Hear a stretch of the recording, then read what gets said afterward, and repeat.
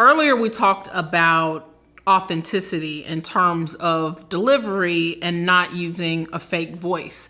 Since then, I've had a lot of questions about how to achieve that. So let's talk about it. The thing about authenticity is it doesn't reside just in your voice. Authenticity is really a mindset. So when you walk through the world and walk into all rooms as your true self, then it's easy and natural for you to use your true voice. I don't mean to make it sound like that's an easy thing to do.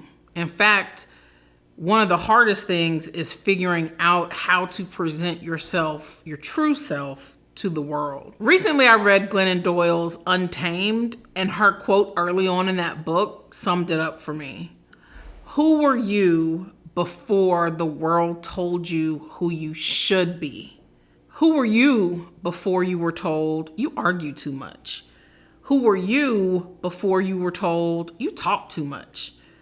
Who were you before you constantly heard you were too much? While it is important to just walk through the world as your true self, it's even more important for lawyers trying cases to present their true selves in front of a jury. I was recently on a panel of other Black lawyers, and one of the questions we were asked is, how do we deal with separating our two lives, the people we are at work and the people we are at home? My answer is simple. I do not anymore. I spent so many years being one person at work, another person at school, and then a third person while at home.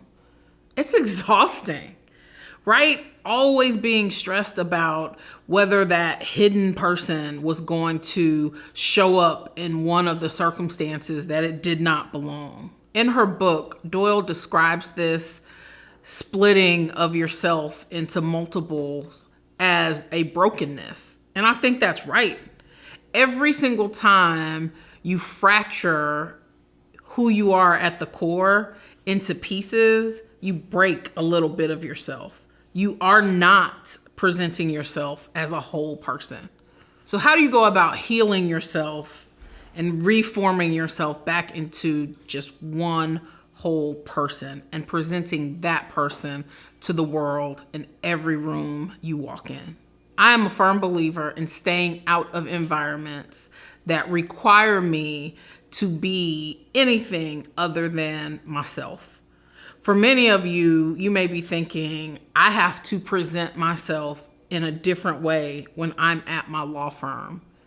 If you are at a firm that does not accept you for who you truly are, that may not be the place where you need to spend your career. If you have to present some fractured person at work in order to be accepted, that is a huge red flag. It's important to understand that even though you may be in a place where others view your position as one of success, right? And you're thinking, this is a job that people dream about. But if you can't be who you are in that job, then that job is not your dream. It is not the place for you. You have to really consider the people you are surrounding yourself with.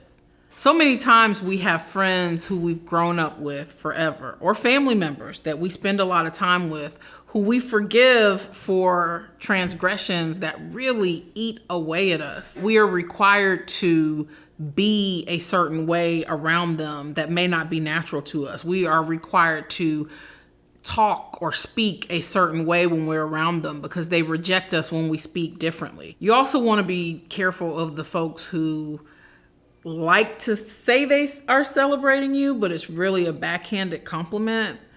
I love the, Sara, what a great result. But I get results like that too if I got the cases that you did. You aren't really celebrating my success. So be wary of people who, when criticizing you, may be seeing something that is powerful in you that scares them. Don't let their fear override you walking in your true self, walking in your purpose, and presenting yourself in a whole and wholesome way.